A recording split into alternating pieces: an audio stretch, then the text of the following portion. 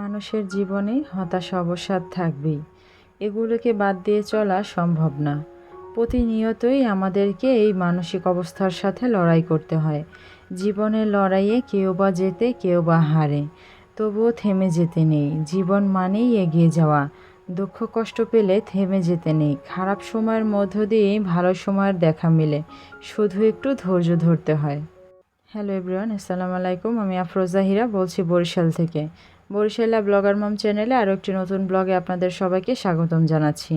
আশা করি আল্লাহর রহমতে সবাই ভালো আছেন, সুস্থ আছেন।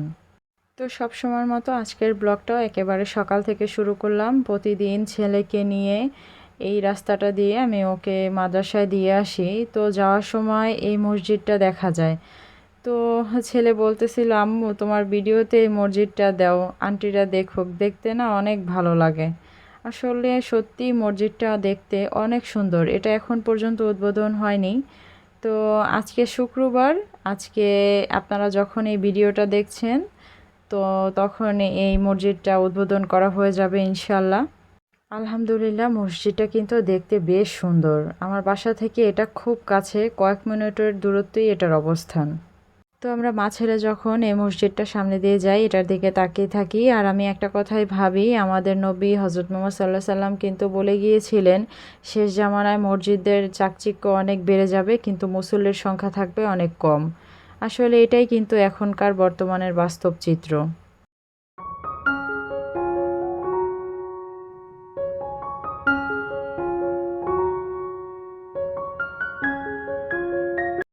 তো আজকের ব্লগটা না একটা অনিচ্ছাকৃত ব্লগ। আমার আজকের এই ব্লগটা দেওয়ারই ইচ্ছে ছিল না, যদিও ভিডিও করেছি কিন্তু আপলোড করতে ইচ্ছে করছিল না। তারপর আসলে কিছু করার নাই, বেশ কয়েকদিন হয়ে গেছে আমি কোনো ভিডিও আপলোড দিই নেই। এই জন্য এই ভিডিওটা এডিট করে পরে ভাবলাম যে শেয়ার করে দেই আপনাদের সাথে। প্রতিদিন যা করি আর কি, ছেলের খাবার, ছেলের ফিডার এগুলো আগে গুছিয়ে নিলাম, তারপরে চিয়া সিড গুলিয়ে নিলাম একটু। তো এগুলো দেখা গেছে একবারে বসে খাওয়া হয় না, আর এগুলো একবারে খাওয়া ঠিকও না। তো এগুলো আমি কিছুক্ষণ গ্যাপে গ্যাপে খেয়েছি, কাজ করেছি, ফাঁকে ফাঁকে খেয়েছি। তো এর মধ্যে আমি একটা ডিম পোস্ট করে খেয়ে নিয়েছিলাম। তারপরে এখানে চা বানাতে এসেছি, এর মধ্যে কিন্তু বেশ খানিকটা সময় গ্যাপ গিয়েছে। তো আপনাদের ভাইয়া আর আরাপের জন্য কিন্তু ডিম সেদ্ধ করে রেখেছিলাম, আরাপের ডিম সেদ্ধ ওর সাথে দিয়ে দিয়েছি, আর আপনাদের ভাইয়া ওটা খেয়ে নিয়েছে, সেটা আর শেয়ার করলাম না। তো এখানে আমি আজকে একটু গুড় দিয়ে চা বানাবো। তো গুড়ের চাটা কে কে খেয়েছেন প্লিজ কমেন্টে জানাবেন।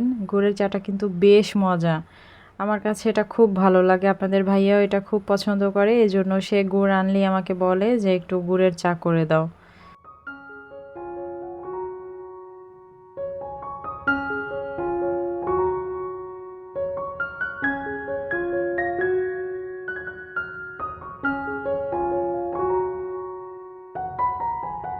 তো আমি কিন্তু আদাটা এখন দিয়ে দিব।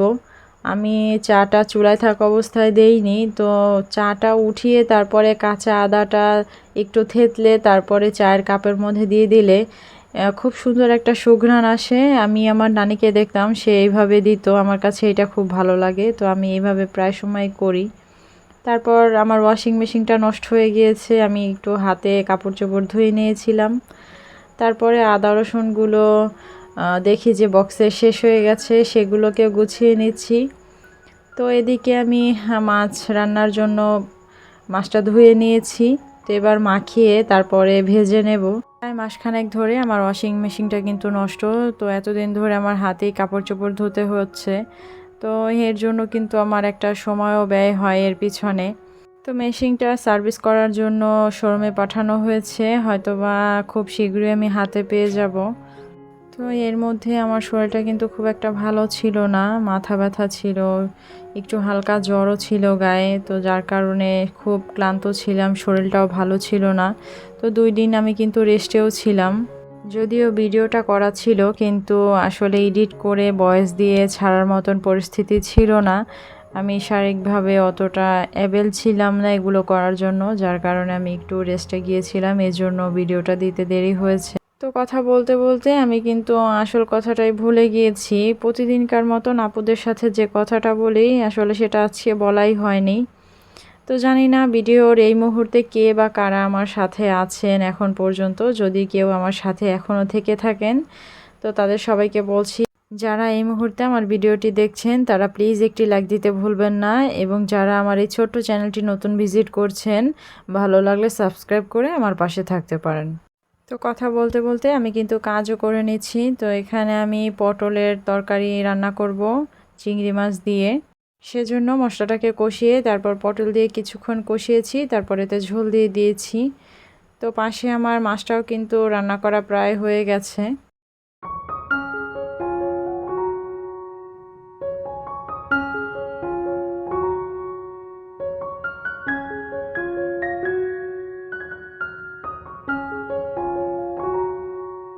তো এখন পটলটাও রান্না করা প্রায় হয়ে গেছে। তো দেখলাম এদিকে আমার মশলার জারে হলুদের গুঁড়োটা শেষ হয়ে গেছে, তো সেটা আমি আবার একটু রিফিল করে নিলাম।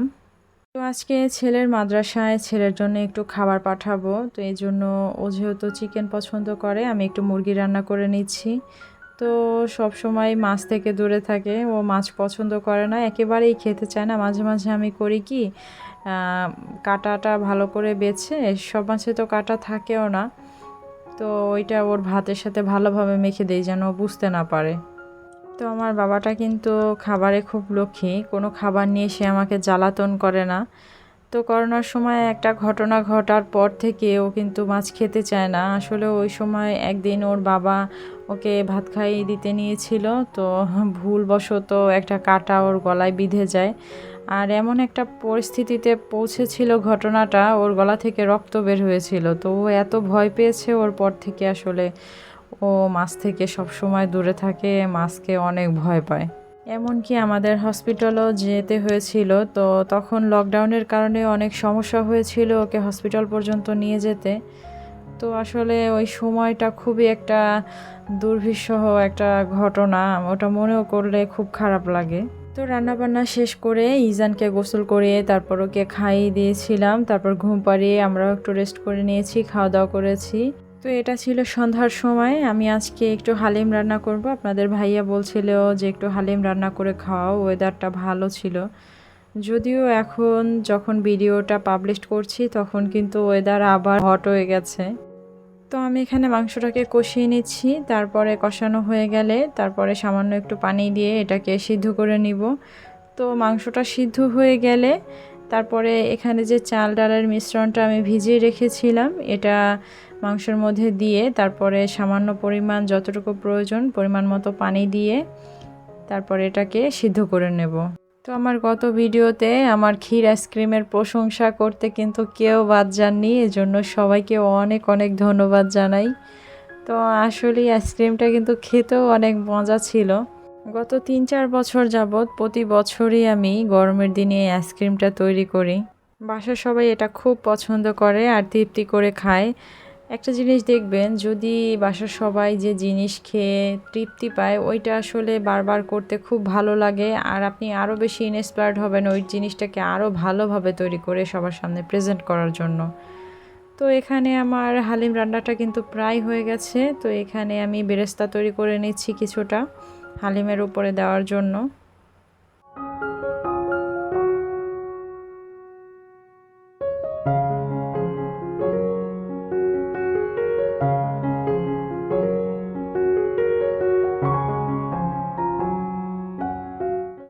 তো এর মধ্যে কিন্তু ছেলেও মাদ্রাসা থেকে চলে এসেছে। তো মা ছেলে এখন হালিম খাবো, এটাকে আমি বাটিতে বেড়ে নিচ্ছি।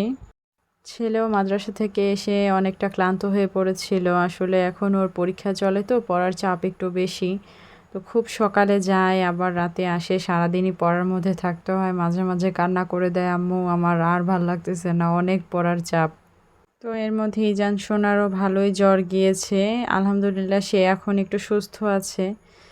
তো বাচ্চাদের নিয়ে আসলে একটু ঝুট ঝামেলার মধ্যেই আছি, এই জন্য মাঝে মাঝে আমি নিজেই ক্লান্ত হয়ে পড়ি। তো দেখা যায় কি, বাচ্চাদের অসুস্থতা, পড়াশোনা সব কিছুর চিন্তা ঝামেলা কিন্তু মায়ের উপরেই থাকে। তো অনেকটা অলসতা অসুস্থতা নিয়ে আজকের এই ভিডিও থেকে এখানেই বিদায় নিচ্ছি। সবাই অনেক ভালো থাকবেন, আমাদের জন্য দোয়া করবেন। এতক্ষণ আমাদের সাথে যারা ছিলেন সবাইকে অসংখ্য ধন্যবাদ।